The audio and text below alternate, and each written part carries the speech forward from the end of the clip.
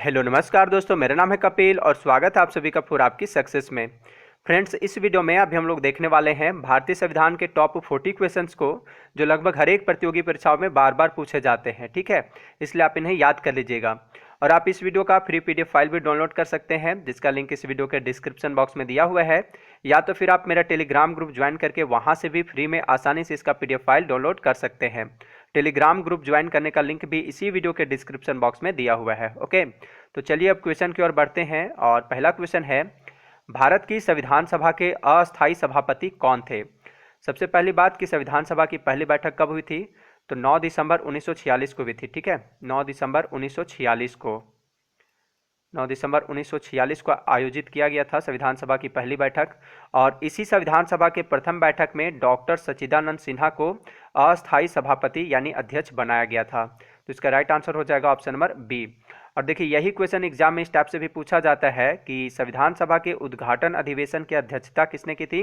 तो इसका right answer हो जाएगा डॉक्टर सच्चिदानंद सिन्हा। ठीक है, नेक्स्ट क्वेश्चन देखते हैं।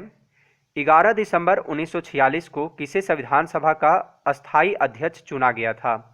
देखिए, पहली बैठक हुई थी 9 दिसंबर 1946 को, जिसमें डॉक्टर सच्चिदानंद सिन्हा को अस्थायी अध्यक्ष बनाया गया था। ठीक है, अस्थायी अध्यक्ष। बाद में संविधान सभा के सदस्यों द्वारा 11 दिसंबर 1946 को डॉक्टर राजेंद्र प्रसाद को, ठीक है, डॉक्टर राजेंद्र प्रसाद को संविधान सभा का अस्थायी अध्यक्ष नियुक्त किया गया था, यानी इन्हें अस्थायी अध्यक्ष बनाया गया था। तो इसका सही उत्तर हो जाएगा option number C, doctor Rajendra Prasad. Question number 3, भारतीय संविधान सभा की प्रारूप समिति के अध्यक्ष कौन थे? तो प्रारूप समिति के अध्यक्ष थे डॉक्टर भीमराव अंबेडकर। ठीक है, राइट आंसर हो जाएगा ऑप्शन नंबर सी। और इस समिति में अध्यक्ष सहित कुल कितने सदस्य थे? तो 7 सदस्य थे। क्वेश्चन नंबर 4, भारतीय संविधान कब अंगीकार किया गया था? तो यह जो है भारतीय संविधान को संविधान सभा द्वारा अंगीकार यानी कि इसे अपनाया गया था 26 नवंबर 1949 को। ठीक है, 26 नवंबर 1949 को। राइट आंसर हो जाएगा ऑप्शन नंबर डी, 26 नवंबर 1949। और इसे पूरी तरह लागू कब किया गया था? तो 26 जनवरी 1950 को। ठीक है, इसे संविधान सभा द्वारा एक्सेप्ट किया गया था 26 नवंबर 1949 को, और इसे पूरी तरह लागू किया गया था 26 जनवरी 1950 को। तो आप इसे भी याद रखिएगा, यह भी एग्जाम में क्वेश्चन पूछा जाता है। क्वेश्चन नंबर 5, निम्नलिखित में से किस तिथि को भारतीय संविधान लागू किया गया था? अभी अभी मैंने आपको बताया कि इसे स्वीकार किया गया था 26 नवंबर 1949 को, और लागू किया गया था 26 जनवरी 1950 को। ठीक है, तो इसका सही उत्तर हो जाएगा ऑप्शन नंबर ए, 26 जनवरी 1950 को। ठीक है, एक इंपॉर्टेंट फैक्ट जो आपको याद रखना है, और वह है भारतीय संविधान बनने में कितना समय लगा था? तो 2 साल 11 महीना 18 दिन का समय लगा था। ठीक है, क्वेश्चन नंबर 6, भारत की संविधान सभा का संवैधानिक सलाहकार कौन था? तो भारतीय संविधान सभा का संवैधानिक सलाहकार था सर बी.एन. राव। तो इसका राइट आंसर हो जाएगा option number C, sir B N. Rao. Question number 7, संविधान के अनुच्छेद 1 में भारत को क्या कहा गया है? तो भारत के संविधान के भाग 1 के अनुच्छेद 1 में कहा गया है कि भारत अर्थात इंडिया राज्यों का संघ होगा। ठीक है, राज्यों का संघ। तो इसका सही उत्तर होगा ऑप्शन नंबर डी, अनुच्छेद 1 में इसे राज्यों का संघ कहा गया है। क्वेश्चन नंबर 8, विश्व का सबसे बड़ा लिखित एवं सर्वाधिक व्यापक संविधान किस देश का है? तो विश्व का सबसे बड़ा लिखित एवं सर्वाधिक व्यापक संविधान जो है वह है भारत का संविधान। सही उत्तर होगा option number B, Bharat. Question number 9, लिखित संविधान की अवधारणा सबसे पहले किस देश ने पेश की थी? तो लिखित संविधान की अवधारणा यानी इसका आइडिया जो है सबसे पहले प्रस्तुत किया था फ्रांस ने। ठीक है, तो इसका सही जवाब होगा option number B, France.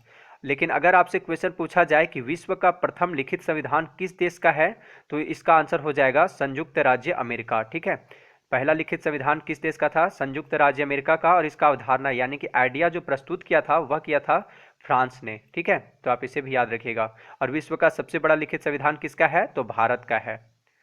Question number 10, भारतीय संविधान में शामिल नीति निर्देशक सिद्धांत किसके संविधान से लिया गया है? यह क्वेश्चन एग्जाम में कई बार पूछा जा चुका है कि नीति निर्देशक सिद्धांत किसके संविधान से यानी किस देश के संविधान से लिया गया है। तो भारतीय संविधान में शामिल राज्य के नीति निर्देशक सिद्धांत जो है यह लिया गया है आयरलैंड से। ठीक है, आयरलैंड के संविधान से। तो इसका सही आंसर होगा ऑप्शन नंबर डी, आयरलैंड के संविधान से। और इसका वर्णन संविधान के किस भाग में है? तो भाग फोर भाग फोर में अनुच्छेद 36 से लेकर 51 के बीच में, ठीक है। अनुच्छेद 36 से लेकर 51 तक है, ठीक है। और एक और बात कि इसे न्यायालय द्वारा लागू नहीं किया जा सकता है, यानी इसे वैधानिक शक्ति प्राप्त नहीं है। नीति निर्देशक सिद्धांत को न्यायालय द्वारा लागू नहीं किया जा सकता है और इसे यानी कह सकते हैं कि इसे वैधानिक शक्ति प्राप्त नहीं है। क्वेश्चन नंबर 11, भारतीय संविधान कैसा है? तो देखिए, भारतीय संविधान अंशतः कठोर तथा अंशतः लचीला है, ठीक है, दोनों है। तो इसका राइट आंसर हो जाएगा ऑप्शन नंबर डी, अंशतः कठोर और अंशतः लचीला। लचीला इस मायने में है क्योंकि इसके अधिकतर प्रावधानों को संसद द्वारा साधारण बहुमत से संशोधित किया जा सकता है, जबकि कठोर इस मायने में है क्योंकि इसके कुछ प्रावधानों को संशोधित करने के लिए विशेष प्रक्रिया अपनाई जाती है। इसलिए भारतीय संविधान अंशतः कठोर तथा अंशतः लचीला है। क्वेश्चन नंबर 12, स्वतंत्र भारत के प्रथम कानून मंत्री कौन थे? तो स्वतंत्र भारत के प्रथम कानून मंत्री कौन थे? वह थे डॉक्टर भीमराव अंबेडकर, ठीक है। सही आंसर होगा option number D. Jawaharlal Nehru जो थे यह भारत के पहले प्रधानमंत्री थे। वल्लभ भाई पटेल ये भारत के पहले गृह मंत्री थे तथा मौलाना अबुल कलाम आज़ाद जो हैं ये जो थे ये भारत के पहले शिक्षा मंत्री थे। क्वेश्चन नंबर 13, गीत जन गण मन को भारत के राष्ट्रगान के रूप में किस वर्ष स्वीकृत किया गया था? यह एग्जाम में कई बार क्वेश्चन पूछा जा चुका है, ठीक है।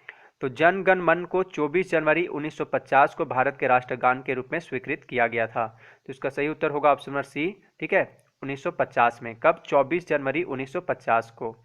और इसे सर्वप्रथम यानी कि पहली बार कब और कहाँ पे गाया गया था? तो इसे सबसे पहली बार यानी सर्वप्रथम गाया गया था 27 दिसंबर 1911 को, ठीक है। 27 दिसंबर 1911 को कांग्रेस के कलकत्ता अधिवेशन में, ठीक है। किस अधिवेशन में? कांग्रेस के कलकत्ता अधिवेशन में 27 दिसंबर 1911 को जन गण मन को पहली बार गाया गया था। और राष्ट्रगान को गाने में कितना समय लगता है? तो 52 सेकेंड का समय लगता है, ठीक है, 52 सेकेंड का।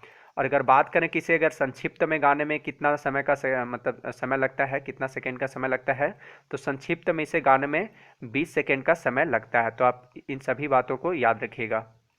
क्वेश्चन नंबर 14, निम्नलिखित में से किस अधिकार को डॉक्टर भीमराव अंबेडकर ने संविधान का हृदय और आत्मा कहा था? ठीक है, संविधान का हृदय और आत्मा कहा था। तो यह किसे कहा था? तो डॉक्टर भीमराव अंबेडकर ने संवैधानिक उपचारों के अधिकार जो है, ठीक है, संवैधानिक उपचारों का अधिकार, इसे संविधान का हृदय और आत्मा कहा था, ठीक है। तो इसका आंसर होगा ऑप्शन नंबर डी, संवैधानिक उपचारों का अधिकार को। और संवैधानिक उपचार का अधिकार अनुच्छेद 32 से 35 तक मौलिक अधिकार में ही शामिल है, ठीक है। क्वेश्चन नंबर 15, निम्न में कौन सा संशोधन अधिनियम मिनी संविधान माना जाता है? तो देखिए, 42वां संविधान संशोधन अधिनियम 1976 जो है, ठीक है, 42वां संविधान संशोधन अधिनियम 1976 है, इसे मिनी संविधान माना जाता है। ऐसा क्यों? क्योंकि ना इस संविधान संशोधन के तहत प्रस्तावना के साथ साथ संविधान के कई अनुच्छेदों में संशोधन किया गया था। जैसे संविधान की प्रस्तावना में समाजवादी, धर्मनिरपेक्ष एवं एकता और अखंडता आदि शब्द जोड़े गए थे। इसी संविधान संशोधन में 42वां संविधान संशोधन अधिनियम में ही ये सभी शब्द जोड़े गए थे, ठीक है। और मौलिक कर्तव्यों को भी जोड़ा गया था इसी संविधान संशोधन में।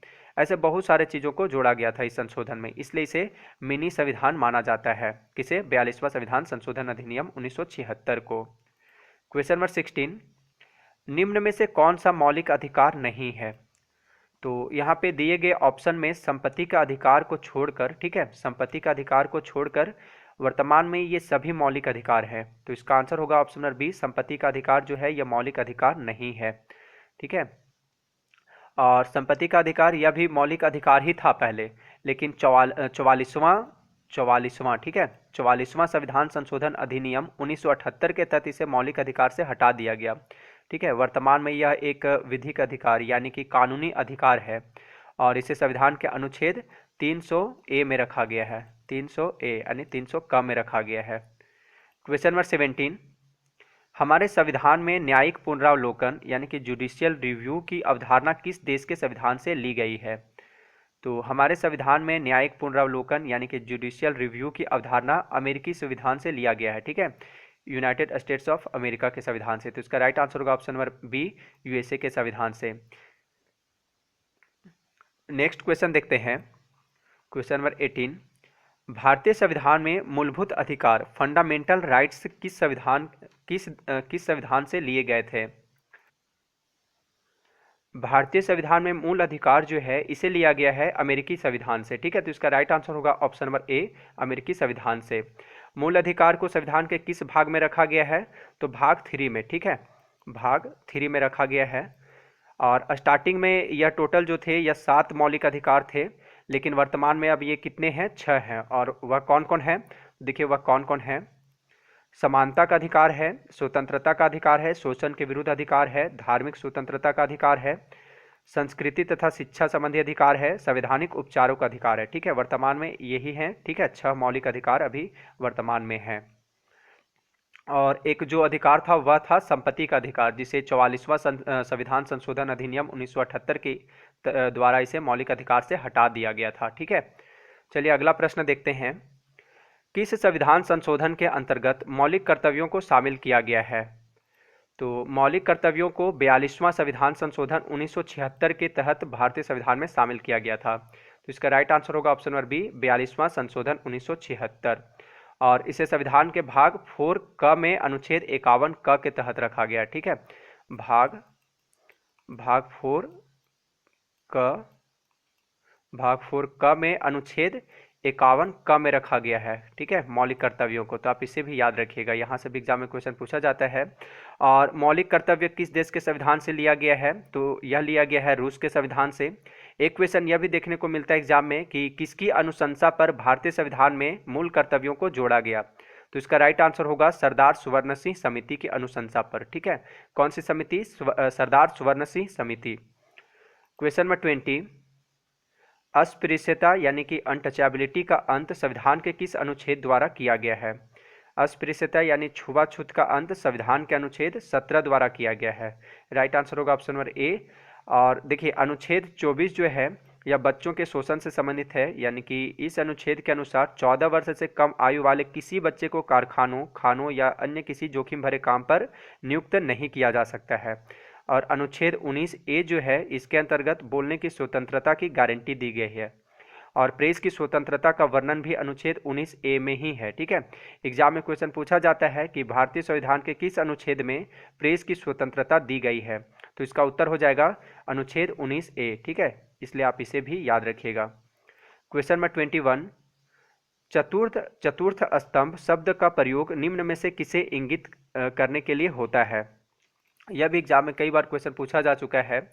तो देखिए चतुर्थ स्तंभ शब्द का प्रयोग प्रेस तथा समाचार पत्र के लिए किया जाता है। इसका राइट आंसर होगा ऑप्शन नंबर डी, प्रेस तथा समाचार पत्र। ठीक है, इसी के लिए यह शब्द मतलब प्रयोग में आता है। क्वेश्चन नंबर 22, भारतीय संविधान के किस अनुच्छेद में राज्य को ग्राम पंचायत के संगठन का निर्देश दिया गया है?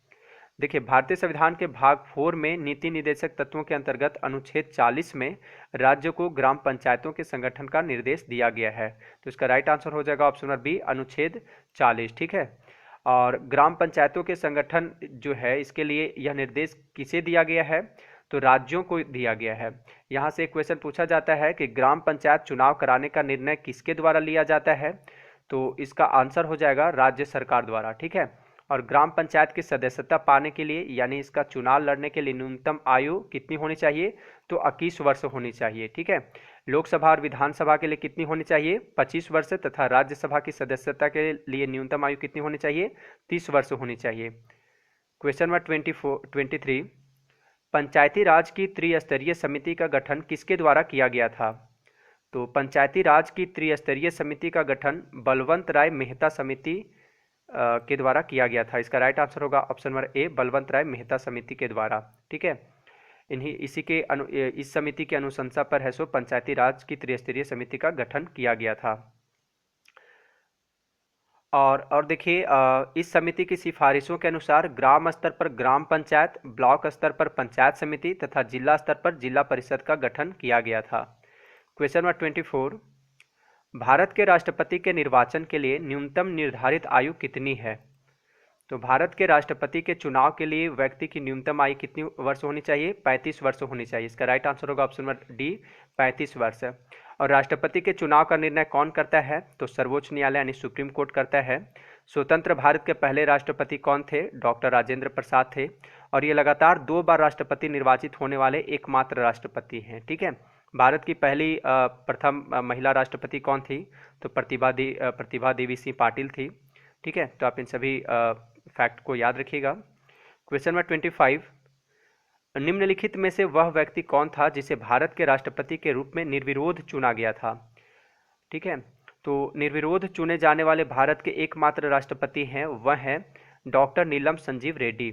इसका राइट आंसर होगा ऑप्शन नंबर सी। ठीक है, यानी उस समय इनके अपोजिशन में कोई और उम्मीदवार नहीं खड़ा था। ठीक है, सिर्फ यही मतलब कि उम्मीदवार पद के लिए थे, राष्ट्रपति पद के लिए इन्हीं का नाम था। इनके अपोजिशन में कोई भी नहीं थे। ठीक है, तो निर्विरोध चुने जाने वाले डॉक्टर नीलम संजीव रेड्डी थे। क्वेश्चन नंबर 26, राष्ट्रपति को पद की शपथ कौन दिलाता है?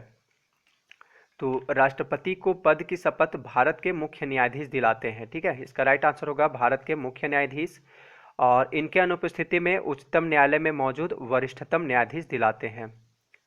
क्वेश्चन नंबर 27, राष्ट्रपति अपना त्यागपत्र किसे सौंपता है? तो राष्ट्रपति अपना त्यागपत्र उपराष्ट्रपति को सौंपता है। ठीक है, उपराष्ट्रपति को। इसका राइट आंसर होगा ऑप्शन नंबर सी, तथा उपराष्ट्रपति जो है यह राष्ट्रपति को सौंपता है।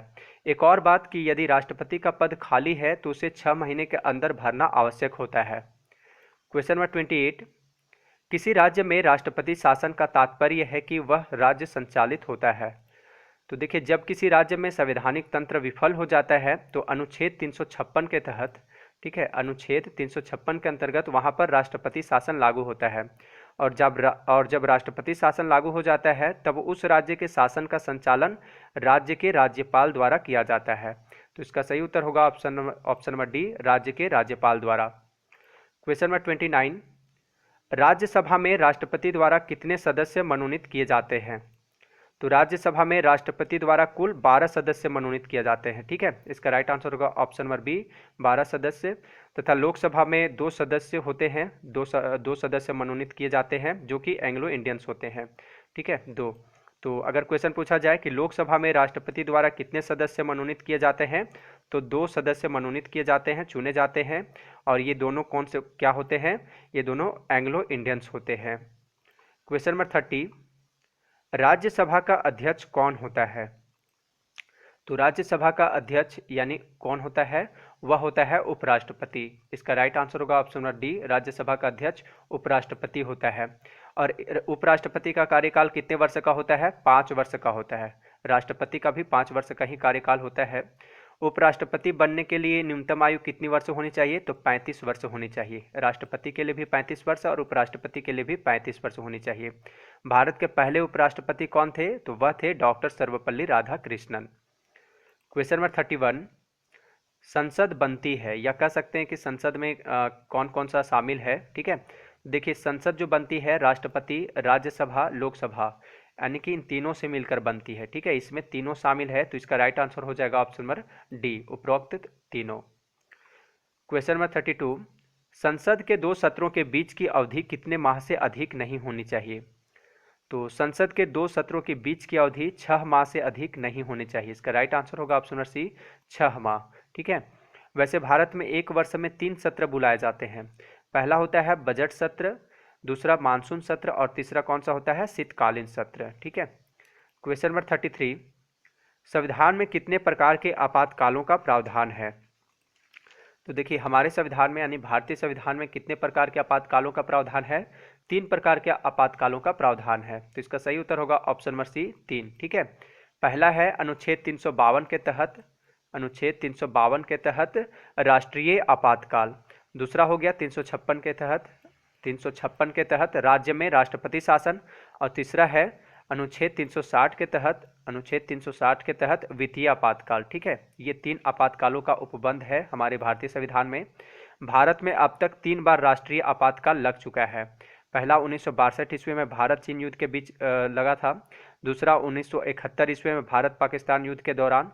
और तीसरा 1975 ईस्वी में आपातकाल की घोषणा की गई थी। ठीक है, तीसरी बार आपातकाल की घोषणा देश में आंतरिक अशांति के आधार पर की गई थी।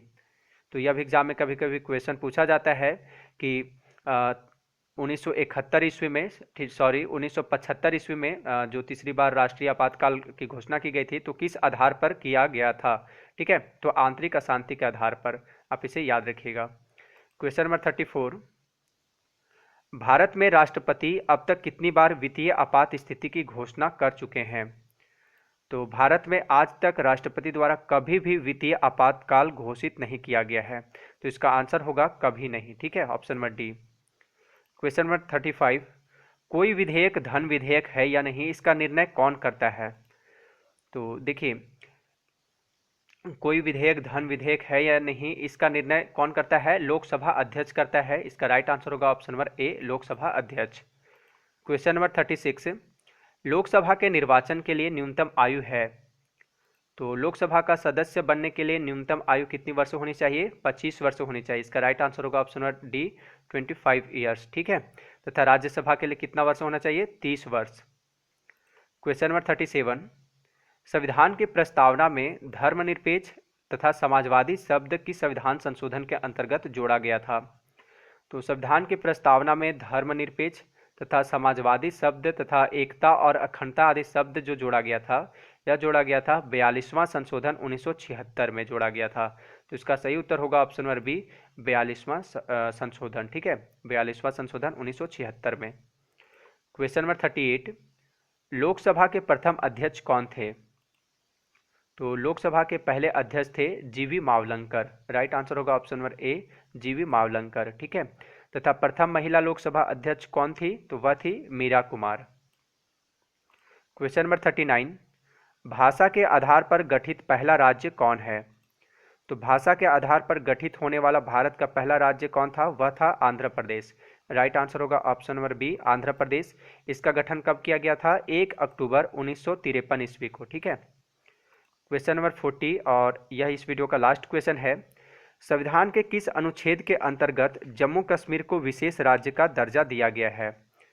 तो देखिए, अनुच्छेद 370 के तहत। ठीक है, इसका आंसर होगा ऑप्शन नंबर बी, अनुच्छेद 370 के तहत जम्मू कश्मीर राज्य को विशेष राज्य का दर्जा दिया गया है। देखिए, अंत में आपसे क्वेश्चन है जिसका सही जवाब आप मुझे कमेंट बॉक्स में कमेंट करके बताइएगा। और क्वेश्चन है कि देश के 29वें राज्य तेलंगाना का गठन कब हुआ था? 1 अक्टूबर 2014 को, 2 जून 2014 को, 2 जुलाई 2014 को, 1 अगस्त 2014 को। ठीक है, आप इसका जवाब कमेंट बॉक्स में मुझे बताइएगा। और अगर वीडियो अच्छा लगा हो तो लाइक तथा शेयर जरूर कीजिएगा। वीडियो देखने के लिए धन्यवाद।